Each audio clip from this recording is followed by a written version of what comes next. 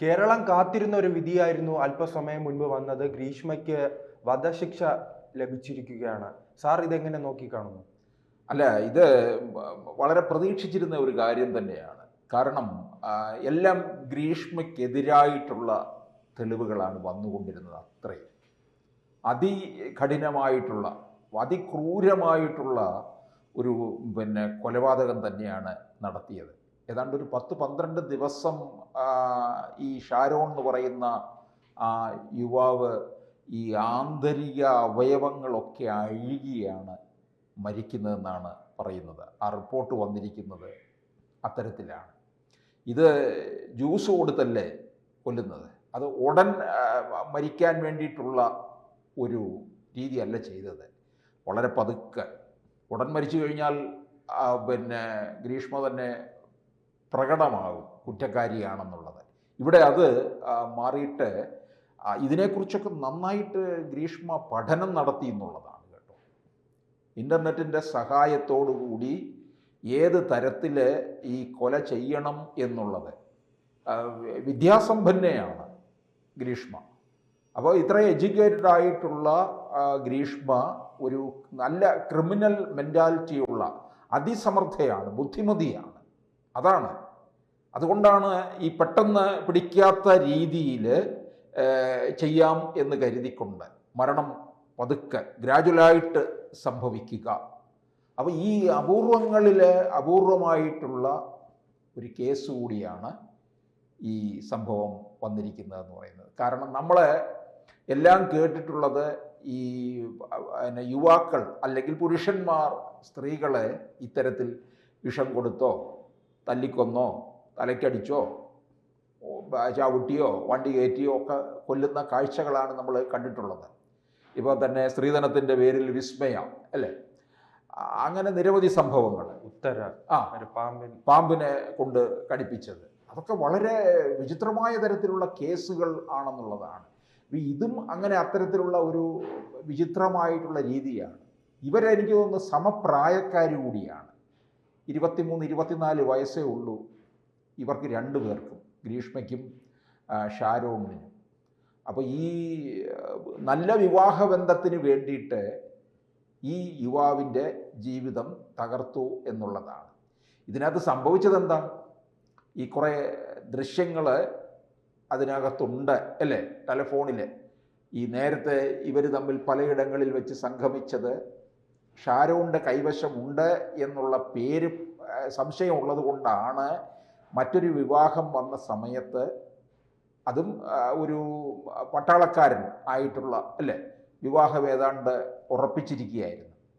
അങ്ങനെ ഉറപ്പിച്ച ആ വിവാഹം നടക്കാൻ വേണ്ടിയിട്ടാണ് ഷാരോണിനെ മാറ്റി നിർത്തുക എന്നുള്ളതാണ്.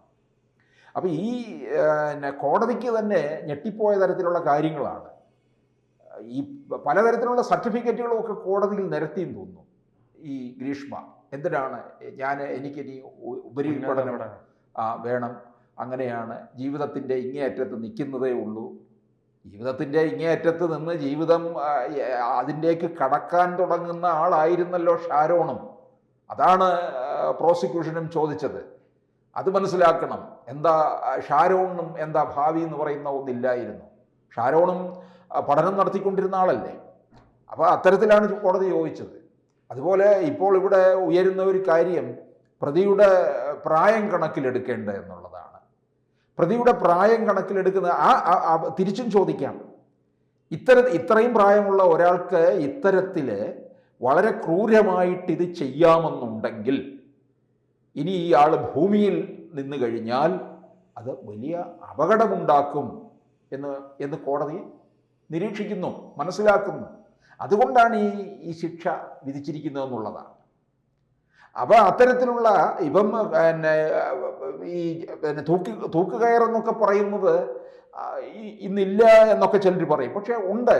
ചില ഘട്ടങ്ങളിൽ അത്തരത്തിലുള്ള കേസുകളിലേക്ക് പോകുമ്പോൾ അങ്ങനെ വിധിക്കപ്പെട്ട് കഴിയുന്നവർ ഒരുപാട് പേരുണ്ട്, ജയിലിൽ കഴിയുന്നുണ്ട്. ഇനി അവർക്ക് അപ്പീൽ പോകാം. ഇതെല്ലാം കഴിഞ്ഞാലും ഒരുപാട് കാര്യങ്ങളുണ്ട്. ഇപ്പം മേൽക്കോടതി അങ്ങ് അംഗീകരിച്ചു എന്ന് വിചാരിക്കും, അംഗീകരിച്ചു കഴിഞ്ഞാലും പിന്നെയും അതിൻ്റെ ചില കാര്യങ്ങളൊക്കെ ഉണ്ട്. തൂക്കിക്കൊല്ലാൻ തന്നെ ആളില്ലാതെയും പലരും ജയിലിൽ കഴിയുന്നുണ്ട്. തൂക്കിക്കൊല്ലാൻ ആരാച്ചാരും വേണ്ടേ, അല്ലേ? അങ്ങനെ കിടക്കുന്നവരുമുണ്ട്. പിന്നെ പ്രസിഡന്റിന് ദയാഹർജി കൊടുക്കാം, അതിൽ ഇളവ് കിട്ടി വേണമെങ്കിൽ വരാം. അത്തരത്തിലൊക്കെ ഒരുപാട് കാര്യങ്ങളുണ്ട്. അപ്പോൾ കേരളത്തിൽ കൊല്ലുക എന്ന് പറയുന്നത് മുമ്പും ഉണ്ടായിട്ടുണ്ട്. ഇത്തരത്തിലുള്ള ഇതേപോലുള്ള ക്രൂരതയോടുകൂടിയ ഇതൊക്കെ നരാധമയാണ് ശരിക്കും പറഞ്ഞു കഴിഞ്ഞാൽ. ക്രൂരമായിട്ടുള്ള, എനിക്ക് തോന്നുന്നു സ്ത്രീ സമൂഹത്തിന് തന്നെ വലിയ ഒരു അപമാനമുണ്ടാക്കിയിരിക്കുന്ന ഒരാളാണ് ഈ ഗ്രീഷ്മ.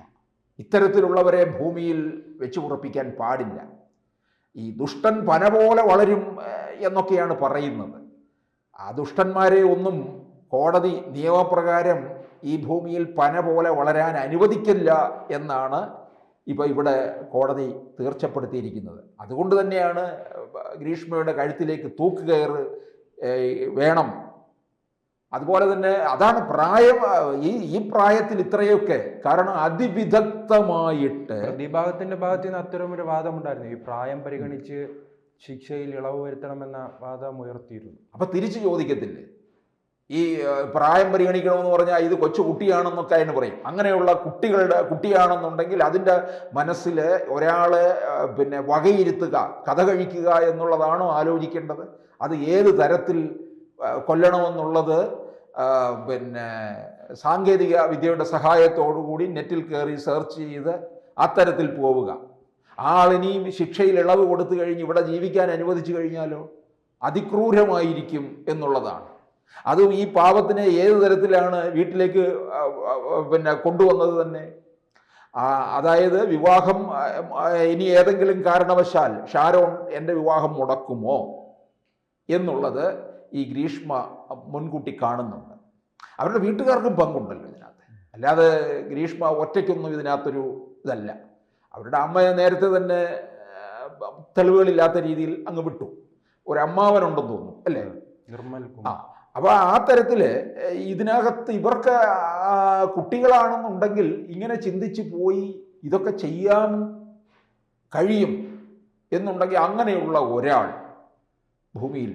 പിന്നെ ചിലർ പറയും ഒരു ക്രിമിനൽ റെക്കോർഡൊന്നും ഇല്ലല്ലോ, ഒരു ബാക്ക്ഗ്രൗണ്ട് ഒന്നും ഗ്രീഷ്മയ്ക്ക് ഇല്ലല്ലോ എന്ന് ചോദിക്കും. കാരണം മുമ്പ് ഏതെങ്കിലും തരത്തിലുള്ള ഒരു കേസിലും ഒന്നിലും പെട്ടിട്ടില്ല. അങ്ങനെ മാത്രം കണക്കിലെടുക്കാൻ പറ്റത്തില്ല. അങ്ങനെയുള്ള ഒരാൾ, അങ്ങനെ അതൊന്നും ഇല്ലാത്ത ഒരാൾ പിന്നെ എങ്ങനെ ഇതിലേക്ക് കടന്നു വന്നു? അതും ഏത് തരത്തിലാണ് പ്രലോഭിപ്പിച്ചു കൊണ്ടുവരികയാണ് വീട്ടിലേക്ക് ഈ ജ്യൂസ് കൊടുക്കുന്നതിന് വേണ്ടിയിട്ട്. മുമ്പ് ഒരു ശ്രമം നടത്തി, അത് വിജയിച്ചില്ല. പിന്നീടാണ് വീട്ടിലേക്ക്, അതായത് ലൈംഗിക ചേഷ്ടകളിലേക്ക് കൊണ്ടുവരാൻ, അതിൽ അഭിരമിക്കാൻ വേണ്ടി ഒരു പുരുഷനെ ഒരു സ്ത്രീ വശീകരിക്കുന്നത് രീതിയുണ്ട്. ആ രീതിയിൽ തന്നെയാണ് ഗ്രീഷ്മ ഉപയോഗിച്ചിരിക്കുന്നത്. അങ്ങനെ വീട്ടിലേക്ക് വിളിച്ചു വരുത്തി ജ്യൂസിനകത്ത് വിഷം കലർത്തി കൊടുക്കുകയാണ് ചെയ്തിരിക്കുന്നതെന്നുള്ളതാണ്. ഈ നമ്മൾ കേട്ടിട്ടില്ലേ, ഈ പല രൂപത്തിൽ ഈ ഭൂതം പണ്ടൊക്കെ ഈ പാട്ടുകളിലും മിത്തുകളിലും ഒക്കെ ഉണ്ട്. ഭൂതം വേഷം കെട്ടി വന്ന് സ്ത്രീയുടെ വേഷത്തിൽ വന്ന് പുരുഷന്മാരെയൊക്കെ വശീകരിച്ച് കൊണ്ടുപോയി പനയുടെ മുകളിൽ കയറ്റി ഇരുത്തിയിട്ട് രക്തമൊക്കെ കുടിക്കുക എന്നൊക്കെ പറയുന്നത് പോലെ ഈ ഒരു വലിയ ഒരു യക്ഷിയുടെ രൂപത്തിലേക്ക് വന്നു. CV രാമൻപിള്ളയുടെ മാർത്താണ്ഡവർമ്മയിൽ പറയുന്നുണ്ട്. മാർത്താണ്ഡവർമ്മ നോവൽ അവിടെ നിന്ന് ആ നാഗർകോവിൽ ഭാഗത്ത് നിന്ന് ഇങ്ങോട്ടേക്ക് വരുന്ന വഴിക്കൊക്കെ അവിടെ യക്ഷികളുണ്ടെന്ന്. അങ്ങനെ ആ യക്ഷിയൊക്കെ രാത്രിയിൽ സഞ്ചരിക്കുന്നവരെയൊക്കെ പിടിച്ച് പുരുഷന്മാരെയൊക്കെ കൊല്ലുവന്ന്. അപ്പോൾ അങ്ങനെയുള്ള പാറശാല ആ ഭാഗമാണ്, അതാണ് ഞാൻ എടുത്തു പറഞ്ഞത്. അപ്പോൾ ആ റൂട്ടിലുള്ള ഒരു യക്ഷിയാണ് ഈ ഗ്രീഷ്മ. ആ യക്ഷിയെ ആണ് കോടതി ഇപ്പോൾ തൂക്കിക്കൊല്ലാനായിട്ട് വിധിച്ചിരിക്കുന്നത്.